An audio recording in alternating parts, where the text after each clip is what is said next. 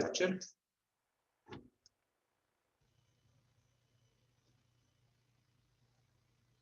So good morning all of you, and today we are going to talk about the spontaneous generation versus biogenesis. Okay, so you all know about it, and we are going for the same topic. Okay, so this is about the learning object. એટલે આપણે આમાં શું ભણીશું એની વાત કરીએ છીએ. તો આપણે એ જોઈશું કે સ્પોન્ટેનિયસ જનરેશન ચમત્કારિક રીતે બધા એવું માનતા હતા પહેલાના જમાનામાં કે જે જીવો ઉત્પન્ન થાય છે ચમત્કારિક રીતે ઉત્પન્ન થાય છે. તો જે ચમત્કારિક રીતે ઉત્પન્ન થાય છે એને સ્પોન્ટેનિયસ જનરેશન કહેવાય છે.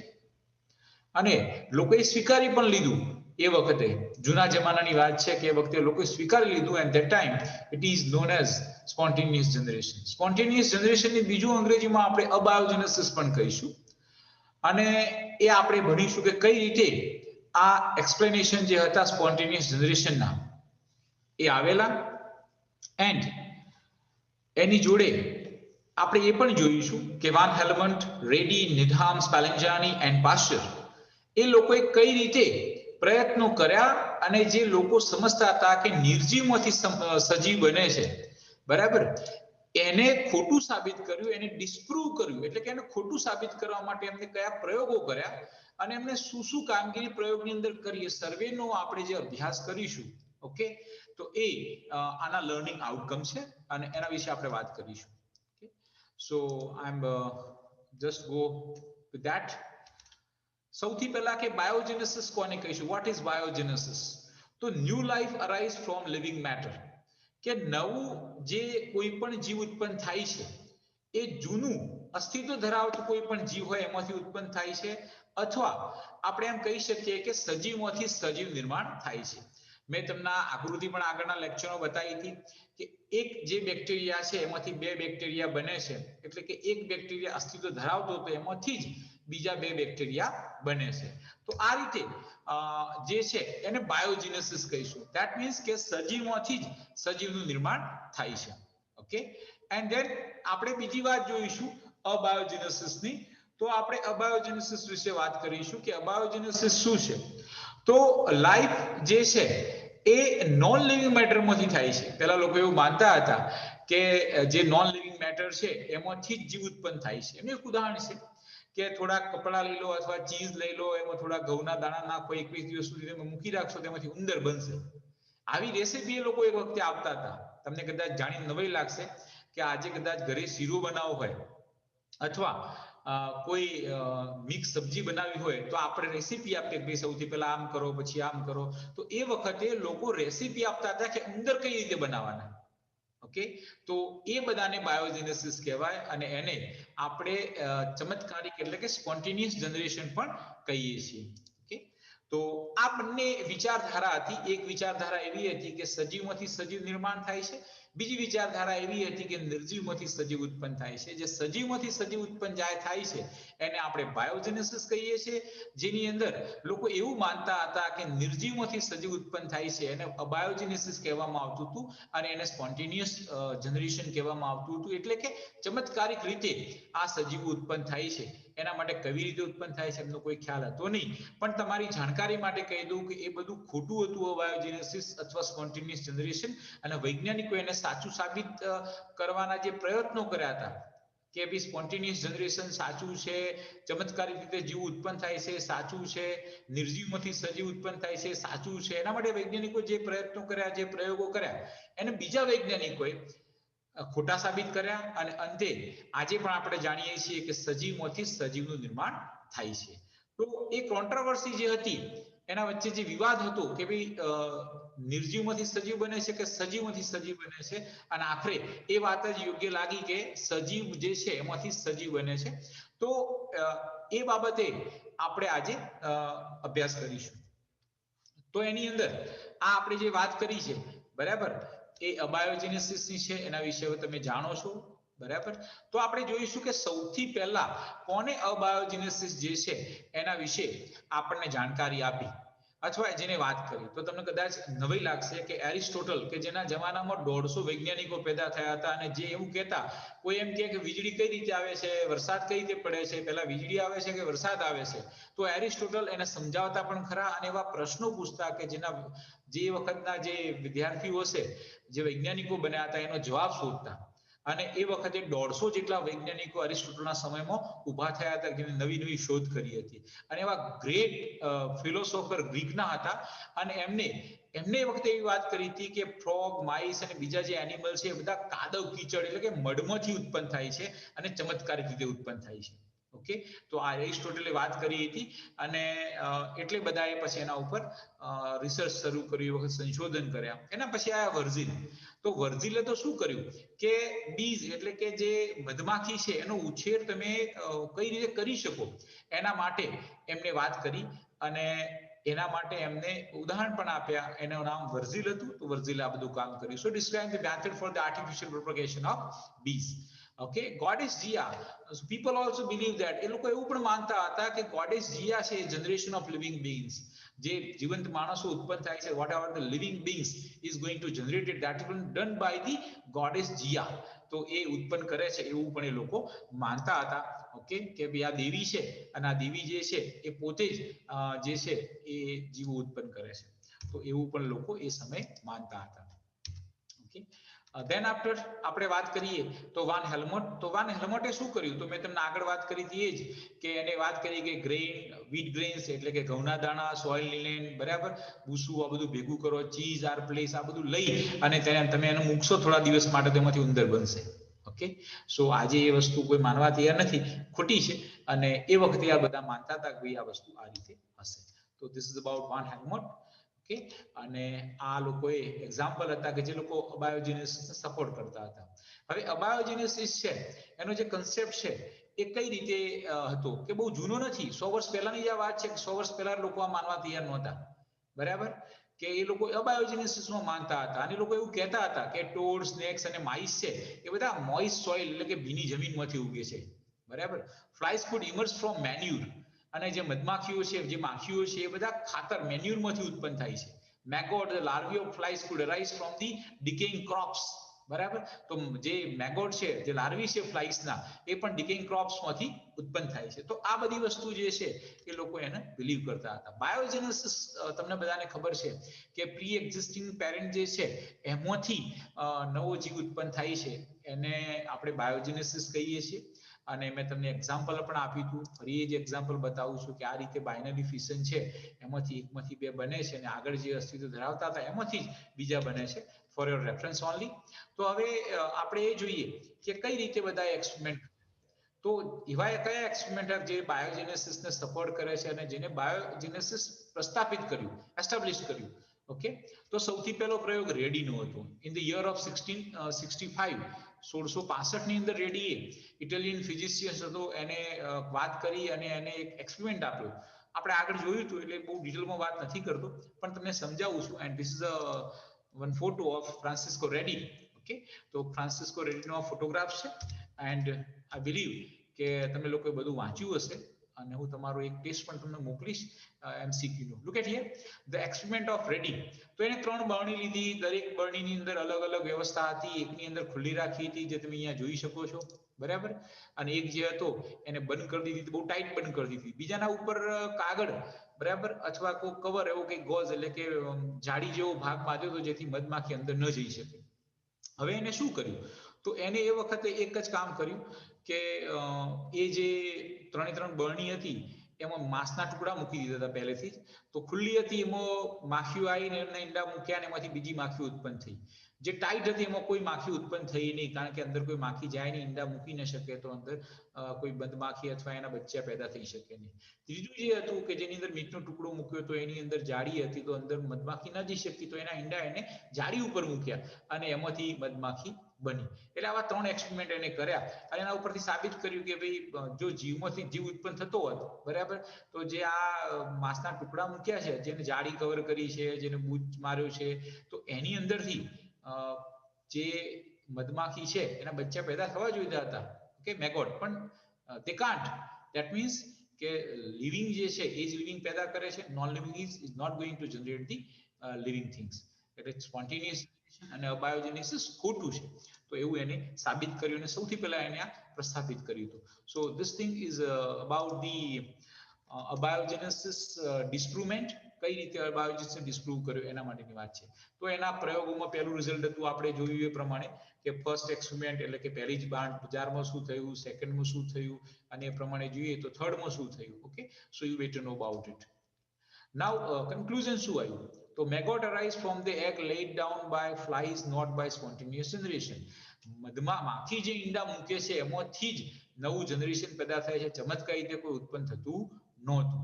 અને આ પ્રમાણે all life arise from other life, બધી લાઈફ બીજી જે લાઈફ એક્ઝિસ્ટિંગ છે એમાંથી જ ઉત્પન્ન થાય છે એની વાત. Then after they are time for many things. Okay, હવે એની જોડે આપણે વાત કરીએ તો એના પહેલા આપણે થોડીક એ વાત કરીએ કે માઇક્રોસ્કોપ શું થયું. તો એ વખતે ઘણા બધા પ્રયોગો થયા, બરાબર. અને માઇક્રોબિયલ વર્લ્ડ એટલે કે માઇક્રો ઓર્ગેનિઝમ્સ જેની અંદર આપણે બેક્ટેરિયા, વાયરસ, ફૂગ, આલ્ગી, પ્રોટોઝુઆ નો સમાવેશ કરીએ છીએ, 5નું, બરાબર. તો એ માઇક્રોબિયલ વર્લ્ડ કહેવાશે. અને microbial world was discovered by Leeuwenhoek. This was based on microscopic studies. તો માઇક્રોસ્કોપને એને અભ્યાસ કર્યો અને એના ઉપરથી એને માઇક્રોબિયલ વર્લ્ડની શોધ કરી. અને તમે બધાને કદાચ લાસ્ટમાં જોયું છે, but this is a microscope was done by Antony van Leeuwenhoek at the time.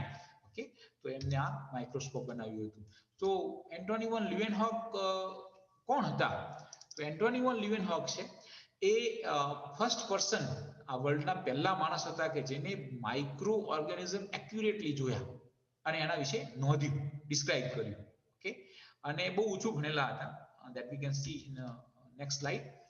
તો એમનો જન્મ ડેલ્ફ હોલેન્ડમાં થયો હતો 1632 ની અંદર. Care out his scientific activity, વૈજ્ઞાનિક જે એક્ટિવિટી હતી, બરાબર, એ એના બિઝનેસ સાથે, એનો જે બિઝનેસ હતો એની જોડે જોડે એને કરેલી. ઓકે, એના જોડે બીજી એની ઘણી જવાબદારી પણ હતી. અને એના કાચના જે લેન્સ આવે ને, મેગ્નિફાઈંગ લેન્સ, એ બનાવવાનો શોખ હતો. એનાથી ફેબ્રિક એટલે કે કાપડ જોતો અને વણેલા જે વિવેન ક્લોથ આવે એ બધા જોતો. એ બધું કામ એ વખતે એન્ટોની વન લ્યુવેનહોક કરતા હતા. 1657માં એમને માઇક્રોસ્કોપ બનાવવાનો હોબી ડેવલપ કર્યો. એમને એક શોખ હતો માઇક્રોસ્કોપ બનાવવાનો. ઓકે, અને માઇક્રોસ્કોપ ઇમ્પ્રૂવ કરતા કરતા ગયા અને ટેકનિક્સ અને માઇક્રોસ્કોપ બંને એમને ઇમ્પ્રૂવ કર્યા. અને at the time his microscope were the finest of the time. અત્યારે તો ઘણા બહુ સારા માઇક્રોસ્કોપ મળે છે. We are going for the electron microscope, even though we are going for higher version of that. પણ એ વખતે એમને જે માઇક્રોસ્કોપ બનાવ્યું હતું એ ટાઈમનું, ઓકે, એ finest of that time microscope હતા. અને બીજું કે એમને જે શોધ કરી હતી આગળ ન વધી શકી, કારણ કે એના ઘણા બધા કારણો હતા. એમની લિમિટેશન હતી, કારણ કે એમને ડચ લેંગ્વેજ આવડતી હતી, બીજી કોઈ લેંગ્વેજ નહોતી આવડતી, એમનું એજ્યુકેશન ઓછું હતું, અને લર્નિંગ કોમ્યુનિટી છે એના કોન્ટેક્ટ નહોતા આવ્યા. સો your learning community will not come in contact with them at the time. Okay, nevertheless a fortune chance brought him in the limelight, and his work became widely known as a scientific community during the lifetime only. તો પછી જ્યારે scientific community નામ આવ્યું તો આજે પણ આપણે એમને યાદ કરીએ છીએ અને આપણે એમને એન્શિયન્ટ જે માઇક્રોબાયોલોજી છે એના ફાધર તરીકે યુઝ કરીએ છીએ. બાકી આપણે ફાધર ઓફ માઇક્રોબાયોલોજી તરીકે તો લુઈસ પાસ્ચરને યાદ કરીએ છીએ અથવા એમનું નામ લખીએ છીએ. In case of examination suppose ask who is the father of microbiology, then you have to, without any doubt, you have to write Louis Pasteur. Okay, so પછી શું કર્યું કે એમના જે લેખ હતા એમને એ વખતે લેખ ઇંગ્લેન્ડના એક રોયલ સોસાયટી ઓફ ઇંગ્લેન્ડ કરી અને કોમ્યુનિકેશન હતું, જે રિસર્ચ કરે એમને મોકલે ને પછી એના પ્રતો કાઢી અને આખા દેશની અંદર મોકલે. તો એ માટે એમની પ્રત પણ ત્યાં મોકલવામાં આવી. એમનું જે રાઇટઅપ હતું, એમનું જે લખાણ હતું, એમની જે આકૃતિઓ દોરી હતી ત્યાં મોકલવામાં આવ્યું અને પછી આખી દુનિયાની અંદર એ બધાને બતાવવામાં આવ્યું. જુઓ, સૌથી પહેલા બેક્ટેરિયા જે એમને માઇક્રોસ્કોપમાં જોઈ અને નોંધ્યા હતા એ કંઈક આવા દેખાતા હતા. તો કદાચ આજે તમે જાણતા હો તો તમને કહી શકું કે કોકાઈ છે, શોર્ટ રોડ છે, લોંગ રોડ છે, સ્પાઇરલ છે. ઓકે, તો આ બધું એમને એ વખતે જોવા મળ્યું હતું. And he was surprising at the time. Okay, તો એ પ્રમાણે એમને આ કામ કરેલું અને રોયલ સોસાયટીએ 3000 લીટર એમના તૈયાર કર્યા હતા એમના પ્રોસિડિંગ માટે અને એમને ફેલો બનાવ્યા હતા રોયલ સોસાયટી ઓફ ઇંગ્લેન્ડના 1723 એમનું મૃત્યુ થયું ત્યાં સુધી એ રોયલ સોસાયટી ઓફ ઇંગ્લેન્ડના ફેલો તરીકે એમને કામગીરી કરી અને બહુ સારું કોન્ટ્રીબ્યુશન આપ્યું માઇક્રોબાયોલોજી શોધાઈ એનાથી એન્શિયન્ટ ટાઈમના એ ફાધર ઓફ માઇક્રોબાયોલોજી કહેવાયા અને આજે તમે અને હું બધા અભ્યાસ કરી રહ્યા છીએ તો that is a contribution of Anthony von Leeuwenhoek. I actually biogenesis અને abiogenesis ના પાર્ટમાં નથી but I want to say કારણ કે માઇક્રોસ્કોપના શોધ પછી ઘણા બધા એક્સપેરિમેન્ટ abiogenesis અને biogenesis ઉપર આવ્યા એટલે મારે તમને જાણ કરવી પડે હવે we are going to talk about the John Needham તો નીડહામે શું કર્યું હતું okay so in the year of 1745 Needham an Englishman took heated mutton gravy broth એમને એક ફ્લાસ્ક લીધો એમાં ગરમ કરેલું જે મીટ હતું એ મીટને મૂક્યું પછી એને ગરમ કર્યું એને બોઇલ કર્યું બરાબર પછી એના અંદર બરાબર સ્ટોપર મારી દીધી ગરમ કર્યા બાદ અને એને મૂકી દીધું પણ તમને બધાને ખબર છે કે ગરમ કર્યા બાદ ધૂળમાં બેક્ટેરિયા હોય છે હવામાં નથી હોતા ધૂળ જે છે જે રચકણો ફરે છે એમાં બેક્ટેરિયા હોય છે એટલે એમને ગરમ કર્યા બાદ ખુલ્લું રાખ્યું પછી સ્ટોપર કર્યું એટલે એ દરમિયાન હવાની સાથે ધૂળના રચકણ અંદર ગયા છે તો થોડા દિવસ પછી એમને જોયું તો એની અંદર બેક્ટેરિયા માઇક્રો ઓર્ગેનિઝમ્સ જોવા મળે એટલે એમને કહ્યું કે ભાઈ માઇક્રો ઓર્ગેનિઝમ જે છે એ ચમત્કારિક રીતે આવે છે હવે પ્રાણીઓની વાત પૂરી થઈ ગઈ હતી કે પ્રાણીઓ ચમત્કારિક રીતે ઉત્પન્ન થાય છે વાત પૂરી થઈ ગઈ હતી પણ હવે માઇક્રો ઓર્ગેનિઝમ્સની વાત હતી કે માઇક્રો ઓર્ગેનિઝમ જે છે એ ચમત્કારિક રીતે ઉત્પન્ન થાય છે તો એના માટે સૌથી પહેલો પ્રયોગ જોન નીડહામે આપ્યો હતો અને એ એમના માટે એમને ઘણી દલીલ પણ કરેલી તો આ જોન નીડહામનું ફોટોગ્રાફ્સ છે ફોર યોર રેફરન્સ ઓનલી અને આફ્ટર 20 years 20 વર્ષ પછી લેઝેરો સ્પેલેન્જાની નામનો વૈજ્ઞાનિક આવ્યો 1745 થી 1765 ની વાત કરું તો એના પછી એક વૈજ્ઞાનિક આવ્યો અને સ્પેલેન્જાની લેઝેરો સ્પેલેન્જાની અને એમને એક વાત કરી કે ઇટાલિયનના સાયન્ટિસ્ટ લેઝેરો સ્પેલેન્જાની એક ક્વેશ્ચન કર્યો એક્સપેરિમેન્ટર નીડહામને કે probably enter into the mutton gravy from air હવામાંથી કદાચ એ અંદર આવી ગયા હશે એટલે એને સેમ એક્સપેરિમેન્ટ કર્યો પણ એને શું કર્યું કન્ટેનરને પહેલા સીલ કરી દીધું અને પછી એને ગરમ કર્યું પછી એને મૂકી રાખ્યું તો એની અંદર કોઈ બેક્ટેરિયા આવ્યા નહીં એટલે એને કહ્યું કે પહેલાથી બંધ કરીને પછી ગરમ કરશો તો એની અંદર આવશે નહીં તો લેઝેરો સ્પેલેન્જાની બરાબર this is the photographs of Lazzaro Spallanzani for your introduction only and look at here ફરી જોન નીડહામે એના વિશે સ્ટેટમેન્ટ આપ્યું કે ભાઈ તમે જે કામ કર્યું લેઝેરો સ્પેલેન્જાની શું કર્યું પહેલાથી જ એક ફ્લાસ્કનો જે સીલ હતો એ કરી નાખ્યો પછી એને ગરમ કર્યું એટલે અને બરાબર ગરમ કર્યું 1 કલાક સુધી એટલે એને કહ્યું કે તમે બરાબર ગરમ કર્યું ને એટલે કે જે ઇલાસ્ટિસિટી ઓફ એર છે અથવા જીવન જીવવાનો જે વેજીટેટિવ ફોર્સ છે એ બધો નાશ પામ્યો છે તમે વધારે ગરમ કર્યું છે એટલે બધું ડિસ્ટ્રોય થઈ ગયું એટલે જીવન ઉત્પન્ન થઈ જ ના શકે બરાબર એટલે એનો જે ફોર્સ છે તમે ખલાસ કરી નાખ્યો છે એટલે એવી આર્ગ્યુમેન્ટ કરી પણ એનો જવાબ સ્પેલેન્જાની જોડે હતો નહીં એટલે ફરીથી અબાયોજેનેસિસ સાચું છે એવું પ્રૂવ થયું ઓકે અને એના પછી આપણે વાત કરીએ તો સ્પેલેન્જાની હીટેડ ફ્લાસ્ક હતો એને એરમાં ડિસ્પોઝ કર્યો પાછો એને એક્સપ્રેસ એને જે ચેલેન્જ હતી એ સ્વીકારી સ્પેલેન્જાનીએ એને શું કર્યું તો એને ગરમ કરેલો જે ફ્લાસ્ક હતો એ એરમાં એક્સપોઝ કર્યો તો એમાં બેક્ટેરિયા થોડા દિવસ પછી બેક્ટેરિયા આવ્યા તો એનો મતલબ કે સ્પેલેન્જાની ત્યાં ખોટો સાબિત થયો અને એવું સાબિત થયું કે abiogenesis is right okay now look at here what happened then after so after these all scientists we are moved toward the another scientist skill તો ફ્રાન્સ સ્કિલ્સ તો એમને શું કર્યું તો એને એક ડિવાઇસ બનાવ્યું એવું ડિવાઇસ કે એમાં જે હવા અંદર આવે એ હવા એસિડ સ્ટ્રોંગ એસિડ અને સ્ટ્રોંગ બેઝ છે આલ્કલી છે એમાંથી પાસ થઈને આવે અને એવી જે હવા હોય એ અંદર જે મતલબ મીટ લીધું હતું આ મીટ અહીંયા અંદર ભરેલું છે આવો એક એને બધી જગ્યાએ સ્ટ્રોંગ એસિડ ભરી દીધા છે એટલે હવા અહીંથી જાય તો એ એસિડમાં થઈને જ અહીંયા જાય એનું એવું કહેવું હતું અને એટલે આમાં કોઈ પણ પ્રકારના બેક્ટેરિયા માઇક્રો ઓર્ગેનિઝમ્સ આવ્યા નહીં so that is the thing કે એને જોયું અને એમાં કોઈ પણ પ્રકારના બેક્ટેરિયા આવ્યા નહીં હવે ધેન વોટ હેપન તો એને આ એક્સપેરિમેન્ટ કર્યો એટલે અબાયોજેનેસિસ જે હતું એ ડિસ્પ્રૂવ થયું અને biogenesis is prove at that time okay તો this is an example of that scientist photographs and then again Franz Schulze પછી થિયોડર સ્વાને પણ એક એવો એક્સપેરિમેન્ટ આપ્યો એની અંદર એને શું કર્યું તો Theodore Schwann perform an experiment in which air was allowed to enter into the flask ફ્લાસ્કમાં એર જવા દીધી પણ શું કર્યું તો એને ફ્લાસ્કના અંદર જે હવા આવતી હતી ને વચ્ચે ગરમ કરી એટલે એમાં કોઈ પણ પ્રકારના માઇક્રો ઓર્ગેનિઝમ્સ જે છે એ આવી ન જાય એવું એ માનતા હતા અને એમને જોયું કે એ ક્લાસમાં પણ માઇક્રો ઓર્ગેનિઝમ્સ ન આવ્યા એટલે આ બંને એ પ્રયોગ કરીને સાબિત કર્યું કે ભાઈ બાયોજેનેસિસ જે છે that one is right. Okay, so look at here the picture.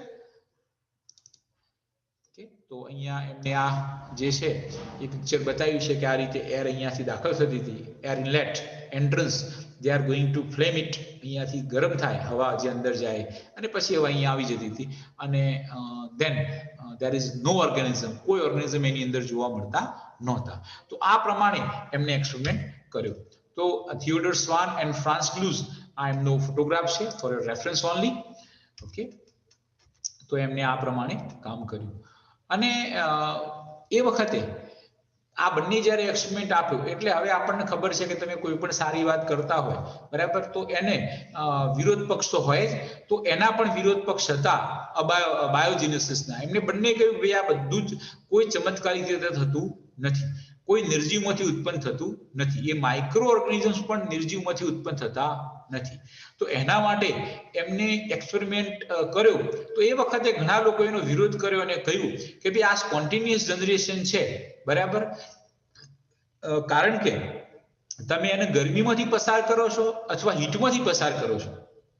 એ વખતે શું થાય છે, તમે એને ગરમી કે હીટમાંથી પસાર કરો છો, ગરમી એટલે કે હીટ, અથવા તમે એને સ્ટ્રોંગ એસિડ અને આલ્કલીમાંથી પસાર કરો છો, તો એ વખતે જે life giving power of air, હવાનો જે પાવર છે જીવ આપવાનો બરાબર, એ જે છે life giving power of air એ નાશ પામે છે.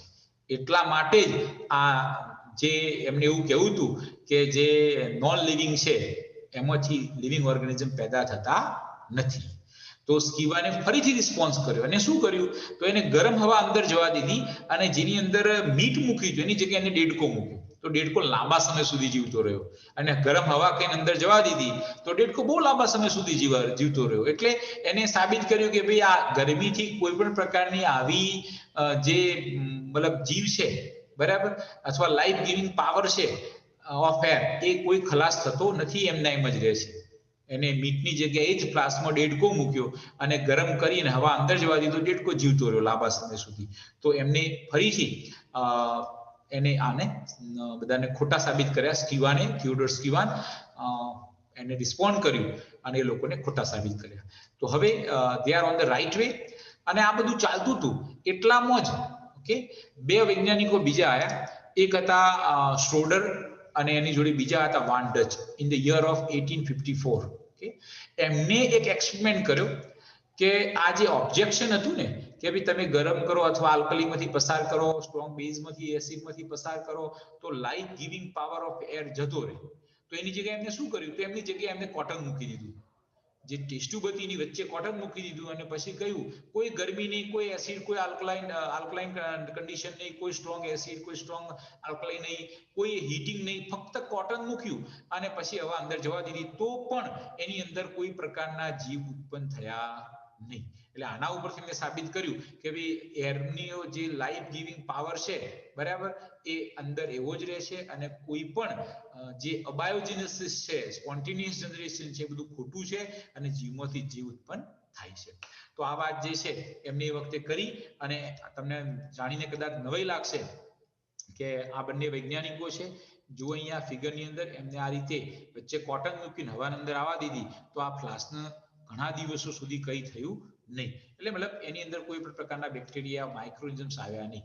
પણ હું તમને જે વાત કરતો હતો કે તમને નવાઈ લાગશે તો એ આનાથી કે આજે પણ આપણી લેબોરેટરી હોય કે કોઈ પણ વિશ્વની લેબોરેટરી હોય in the whole universe, okay, એટલે આપણી ધરતીની વાત કરીએ કે જ્યાં આગળ આ એક્સપેરિમેન્ટ થાય છે, જ્યાં માઇક્રોબાયોલોજી લેબોરેટરી છે, ત્યાં આજે પણ કોટનના પ્લગ વપરાય છે. તમે આ કોટન પ્લગ લગાવી દેશો, પછી એને સ્ટરીલાઇઝ કરી દેશો, પછી એને મૂકશો તો આ કોટનમાંથી ધૂળના રજકણો નહીં આવે એટલે બેક્ટેરિયા પણ અંદર ફક્ત હવા આવશે અને જશે.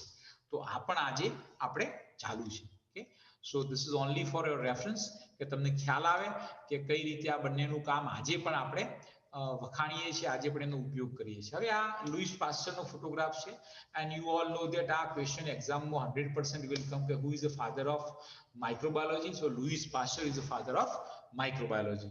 ઓકે, તો એમને ફાઇનલ પ્રૂફ આપ્યું પાસ્ચરે કેમ આ બધું કર્યું?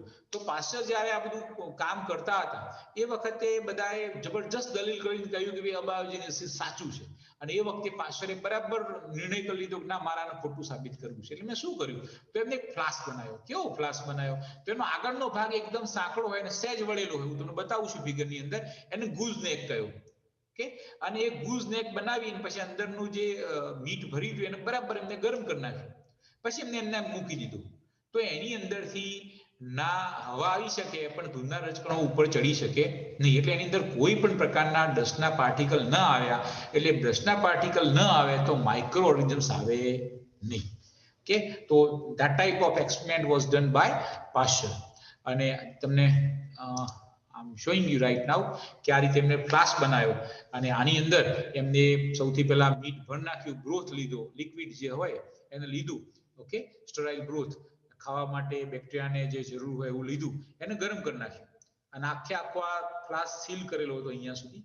અને આવો છેક ઉપરથી આમ નીચે લીધો ને પાછો એક ભાગ છેડાનો ઓપન રાખ્યો. અહીંયા આ ઓપન ભાગ છે, ખુલ્લો છે, તો એમાંથી હવા આવી શકે પણ ધૂળના રજકણો ઉપર જઈ શકશે નહીં, કારણ કે જશે તો અહીંયા સ્ટીચ થઈ જશે, અહીંયા ચોંટી જશે અને અહીંયા હવા એને મળશે.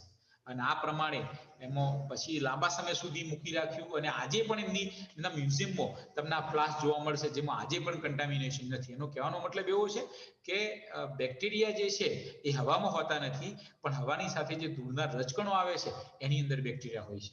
તો આ એક્સપેરિમેન્ટ જે છે એ લુઈસ પાસ્ચરે આપ્યો અને આ કન્સેપ્ટ સાથે આપ્યો. જોઈએ આપણે એક ફિગર એના માટે કે સપોઝ કે તમે હીટિંગ કરો, બરાબર, અને હીટિંગ કર્યા બાદ તમે આ રીતે એને મૂકી રાખો ફ્લાસ્કને, તો આમાં કોઈ બેક્ટેરિયા નહીં આવે.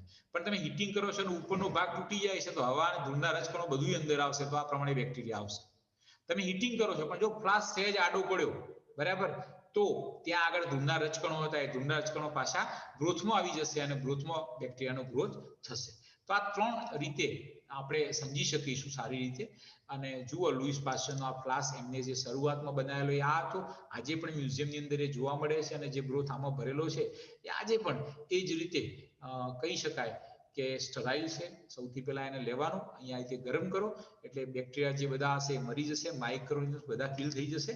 એન્ડ ધેન આફ્ટર તમે આ પાઇપ આ રીતે હશે તો હવે આમાંથી હવા જશે પણ બેક્ટેરિયા કે ધૂળના રજકણો નહીં જાય, એટલે આ ખરાબ થશે નહીં, ભલે પછી આપણે એને ગરમ ન પણ કરીએ તો પણ. So this is only one experiment will prove that biogenesis is right and spontaneous generation or abiogenesis is totally wrong. And even more કે લુઈસ પાસ્ચરના એક અનુયાયી હતા, મતલબ એમના ફોલોઅર્સ હતા, એન્ડ એમને એક એક્સપેરિમેન્ટ કર્યો, નેમ ઇઝ ટિન્ડલ. તો એમને એક એક્સપેરિમેન્ટ કર્યો. ઓકે, સો ટિન્ડલ, જ્હોન ટિન્ડલ આ એમની ફિગર છે અને ઇંગ્લિશ ફિઝિસિસ્ટ હતા અને પાસ્ચરના ફોલોઅર હતા. એમને આ બધાને ડિસ્પ્રૂવ કરવા માટે, બરાબર, કે ભાઈ heat use for sterilization dissolve the vital force, એમના માટે એક એક્સપેરિમેન્ટ કર્યો. અને કઈ રીતે તો એ આપણે જોઈએ. તો એમને એક આ પેટી બનાવી. હું તમને બહુ સીધી ભાષામાં જ વાત કરી દઉં છું કે પેટી કાચની હતી, ઉપર પૂઠું હતું, બાકીના ત્રણ બાજુ કાચની હતી, તમને દેખાય છે એ પ્રમાણે. બે બાજુ બે પાઇપો લગાવેલી છે ગ્લાસની, અને એ પણ એર ના આવવા માટે. આ રીતે ગુંચળાવાળી પાઇપ છે એટલે ડસ્ટના પાર્ટિકલ અંદર ના આવે. સૌથી પહેલા અહીંયા ગરમ કરી લીધું છે એટલે કદાચ કોઈ પાર્ટિકલ હોય, બરાબર, તો પણ આગળ જાય નહીં. અહીંયા એક સ્ટોપર મૂકેલો છે, એક કોક મૂકેલો છે જેની અંદરથી આપણે કંઈ પણ નાખીશું સ્ટરાઇલ તો એ સીધું આ ટેસ્ટ ટ્યુબની અંદર છે. હોલ કરીને ટેસ્ટ ટ્યુબ મૂકેલી છે, બરાબર, અને અહીંયા આની અંદર એનગ્રોથ ભરેલો છે. અને આ પણ ગરમ, આની અંદર પાણી ભરેલું છે અને પાણીથી આ બધા જે ટેસ્ટ ટ્યુબ છે એ ગરમ થશે એટલે એમાં બેક્ટેરિયા હશે તો મરી જશે. અને આ બધું ડ્રોઈંગ કર્યા પછી એક હોલ અહીંયા કર્યો અને એક હોલ અહીંયા કર્યો. આ વચ્ચે જે તમને પટ્ટી દેખાય છે એ લાઇટ છે, બીજું કંઈ નથી. This is one is a light. પણ લાઇટ એટલે પ્રકાશ છે. અહીંયાથી આપણે લાઇટ કરીએ, ઓકે, તો આ હોલમાં લાઇટ મારીશું તો સામે જે હોલ હશે જ્યાંથી બીજું એક કાણું હશે ત્યાં લાઇટ જશે. તો એને શું કર્યું? તો એને લાઇટ મારીને ધૂળના બધા જ રજકણોને સેટલ ડાઉન કરવા દીધા, નીચે બેસવા દીધા, અને પછી જેને બેક્ટેરિયાનું કલ્ચર જે છે ટ્રાન્સફર કર્યું તો એને લાંબા સમય સુધી કહી રહ્યું, એટલે સાબિત કર્યું કે ધૂળના રજકણોની અંદર બેક્ટેરિયા હોય છે, નહીં કે હવાની અંદર. So it's a final proof was done by Tyndall, John Tyndall, અને એમને એક્સપેરિમેન્ટ કર્યો હતો.